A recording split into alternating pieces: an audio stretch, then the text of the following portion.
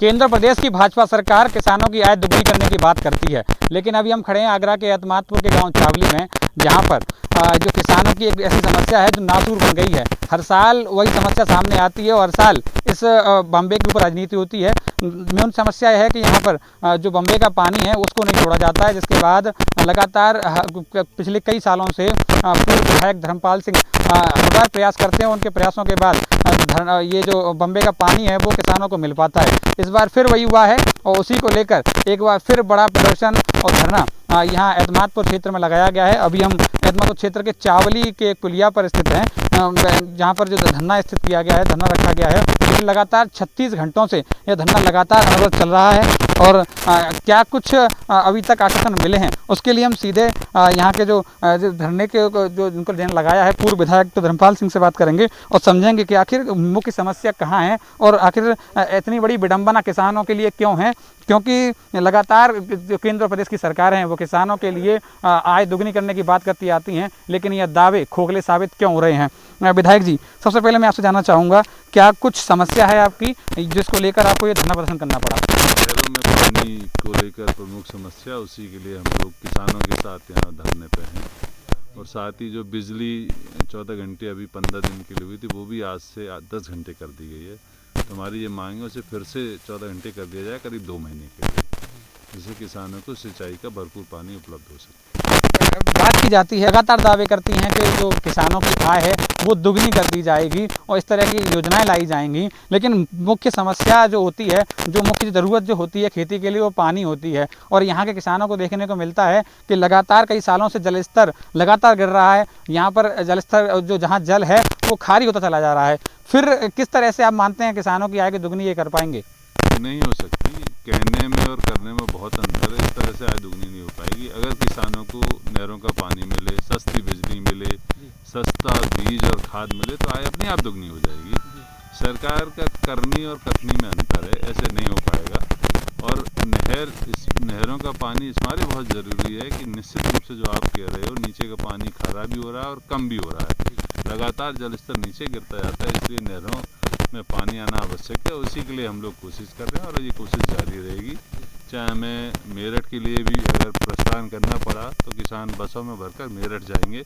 हमने उनके chief engineer से बात भी की है, उन्होंने हमें समय भी दिया है।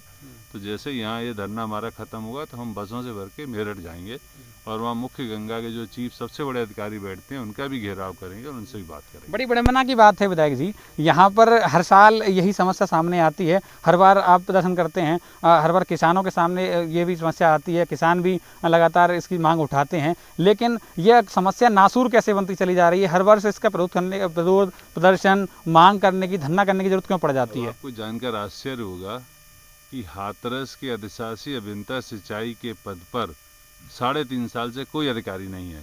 खुर्जा के एक्शन को चार्ज दे रखा है। जब अधिकारी ही नहीं होंगे, स्टाफ भी नहीं होगा तो पानी चलेगा कैसे? इस 3.5 साल से ये पद खाली है। सिंचाई खंड हाथरस के अधिशासी अभियंता का पद खाली है और खुर्जा के अधिशासी अभियंता को चार्ज दे रखा है। कुर्सी चला रही है खुर्जा से, तो वो कहीं खुर्जा जाते हैं, कभी हाथरस तो आते हैं बंद वाले दिन केवल अपने साइन वाइन करने। तो हमारा दुर्भाग्य, सबसे बड़ा दुर्भाग्य ये है कि हमारा कोई भी अधिकारी आगरा जिले में बैठता ही नहीं है। एक अधिकारी हमारा बैठता है मथुरा में, दूसरा उनके ऐसी बैठते हैं मथुरा में, एक एक्शन बैठता है हाथरस में, एक एक्शन बैठता है फिरोजाबाद में और चीफ बैठते हैं मेरठ में। तो आखिर एतमादपुर का किसान कहाँ जाए अपनी बात कहने? जनप्रतिनिधि क्या कर रहे हैं? यहाँ के जनप्रतिनिधि को लगातार ये कुछ दिनों पहले व्हाट्सएप पर भी कुछ देखने को मिला कि यहाँ पानी आ गया है और किसान यहाँ लगातार बैठे हैं। बम्बों में यहाँ सूखा पड़ा है, पानी आ गया, पानी गया कहाँ? आपसे बढ़िया बात आम जनता तक कोई नहीं पहुंचा था। मेरा अनुरोध है, कल आप सब बम्बे पे सवेरे निकलिएगा, खुद देख लीजिए सच्चाई क्या। मैं किसी के बारे में कुछ कहना नहीं चाहता, हमारा जो उद्देश्य भी नहीं है। हमारा उद्देश्य ये है कि किसानों को पानी चाहिए, उसके लिए हम संघर्ष करेंगे और अगर हमें मेरठ तक भी जाना पड़ा तो हम मेरठ तक भी जाएंगे और मुख्य अभियंता का घेराव करेंगे।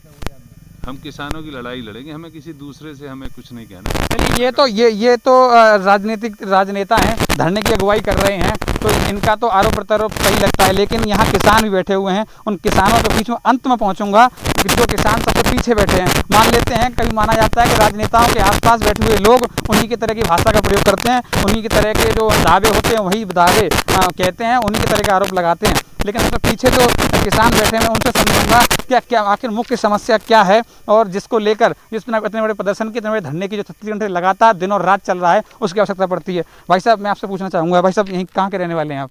सिकतरा। आपका नाम क्या है? नरेश प्रताप सिंह। नरेश जी, क्या समस्या आप मानते हैं जिसको लेकर ये धरना चल रहा है, क्या समस्या है? ये पानी की समस्या है, जल स्तर दिन ब दिन नीचे जा रहा है जी। और पानी खेती बाड़ी कैसे करे, किसान परेशान है। अच्छा, तो नहीं, यहाँ के जनप्रतिनिधि, सांसद हैं, विधायक हैं, ब्लॉक प्रमुख हैं, वो भी तो वोट मांगने तो आते हैं कम से कम, उनको क्या दिखाई नहीं देता है? नहीं, हम नहीं कह सकते ये बात, दिखाई देता है नहीं, वो तो वो सोचें। अच्छा, हाँ। तो कितना नुकसान आप मानते हैं इस पानी की वजह से, जो पानी वो समय पर नहीं पहुँचता है? नुकसान ही नुकसान है, 100% नुकसान है। अच्छा। कुछ नहीं हो रहा है खेती बाड़ी में।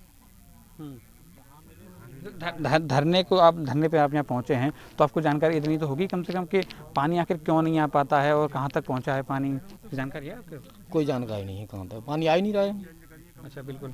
तो ये पानी की समस्या सिर्फ किसानों के लिए नहीं है, ये पानी की समस्या ग्रामीणों के लिए भी है, क्योंकि जिस तरह से लगातार कई सालों से बम्बा समय पर नहीं पहुंचता, जल स्तर लगातार गिरता चला जा रहा है, और उसी का यह नतीजा है कि बरहन में इतनी बड़ी पानी की भारी किल्लत देखने को मिली है। कैमरा पर्सन जीतू के साथ पवन शर्मा, खबर एक्सपर्ट।